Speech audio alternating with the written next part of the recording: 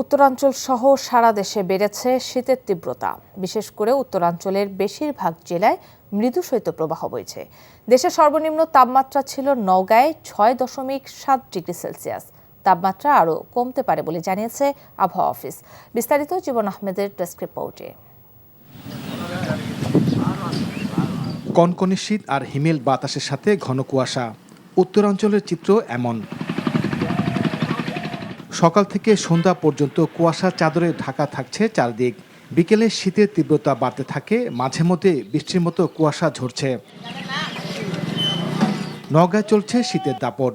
প্রতিদিনই কমছে তাপমাত্রা। দেশের সর্বনিম্ন তাপমাত্রা রেকর্ড করা হয়েছে এ জেলায় ৬.৭ ডিগ্রি সেলসিয়াস। বিপর্যস্ত জনজীবন।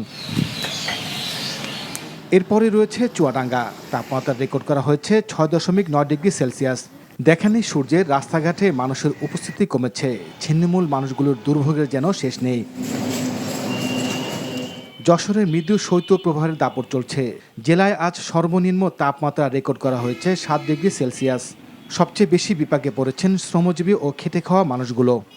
এরকম শীতে মানুষ কিভাবে বাঁচতেছে, কিভাবে বের হবে, চলাফেরার জনজীবনে খুবই ব্যাঘাত ঘটছে। গতবারের তুলনায় এবার একটু আনুমানিক বেশি শীত পড়তেছে, আর এই শীতের কারণে আমাদের কোচিং এ যাওয়াটা সো টাফ হয়ে যাচ্ছে। এই শীতে মনে করেন বাচ্চাদের সর্দি কাশি, বড়দেরও সর্দি কাশি, মানে খুব কষ্টকর অবস্থা একটা। ফজরের নামাজে অনেক কষ্ট, সেখানে অনেক ঠান্ডা, তারপরে কুয়াশা।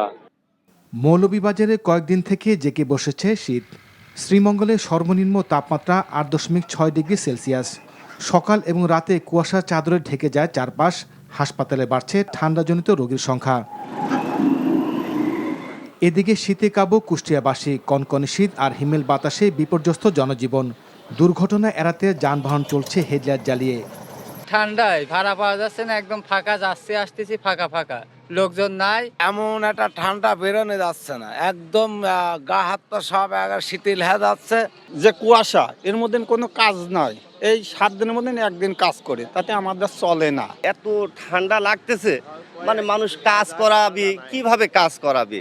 ঠান্ডা শীতে যদি কষ্ট করে যদি কাজ না হয়, মনটা খারাপই লাগে। নোয়াখালীতে শীতের তীব্রতা বেড়েছে, প্রতিদিনে কমছে তাপমাত্রা।